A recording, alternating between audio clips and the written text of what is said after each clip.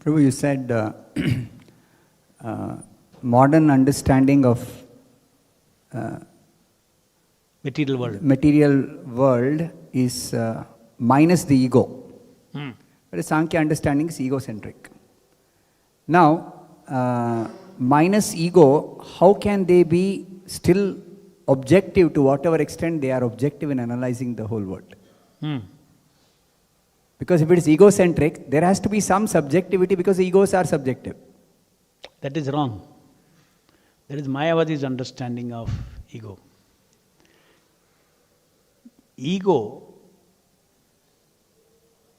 Ego's subjectivity is only in illusion. If the ego is in knowledge, he is also in objective. So subjective, there is nothing like subjective truth. The subjective truth means your own truth. Your own truth, where is it? In the mind. Shastras do not talk. These are all later inventions. Our Vedic philosophy is not about subjective truth. It is about objective truth about subjects. Truth is always objective. Vaikuntha is a reality. Demigods are a reality. Now, I may imagine a white elephant in my mind.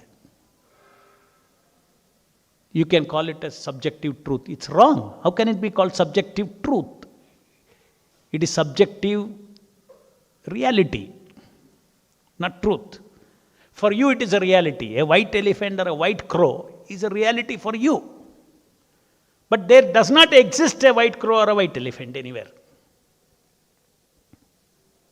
So as seekers of truth, as spiritualists, we always believe that Krishna, the Supreme Personality of Godhead, is an objective truth. He really exists.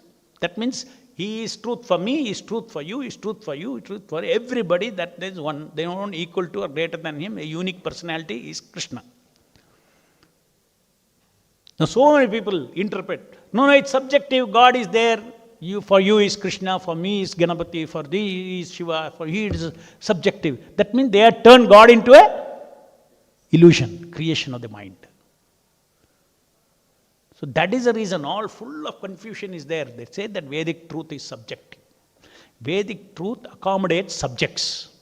Doesn't mean it is subjective truth. Truth is independent of subject. Param Satya is independent of subject. That is truth. What is in my mind need not be truth. It can be a reality for me because I live that reality. Like I am in bodily concept. I live in the reality that my wife is my wife, my children are my children, my property is my property. This is subjective reality. And when you go to a sadhu, he will say this is not subjective truth. Subjective truth means you wake up, you are an eternal servant of Krishna. You are not this body. This is the subjective truth about you.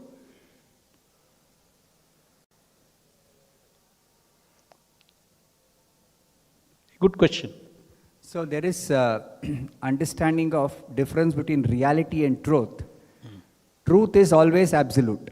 Reality can be a temporary reality or an eternal reality. Again, it depends on what is your definition of reality. If you take reality as something outside of you, then that's not what I am telling. Reality, if you define reality as subjective, that means for each person can have his own reality, which is a mapping of the truth. A truth is mapped. A black crow is mapped into the mind. White color is mapped into the mind. You have knowledge of both.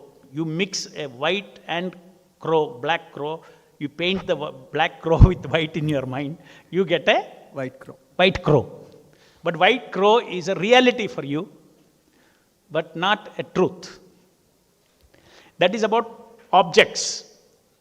But about relationship, because it all can remain in the mind. Somebody is my father, somebody is my mother. It's a relational thing, right? Outside also it is coinciding. They are also behaving like that. Father and relationship, there is reciprocation. So you believe it. But what is the actual truth? The actual truth is that you are not even that body. You, the subject. Because it is a label upon you. Body may be a husband body, a father body, son body. No problem, nothing wrong in telling that. We don't say everything is illusion. In the material world, everything is illusion, we don't say. There is a reading of the material world which is truth. There's a particular reading. As per Shastra, you see this world, that is truth. But if you see it in your own way, concocted way, then that is illusion and that's a reality. So in this world, people are all living in a reality of I am the body, a fundamental illusion.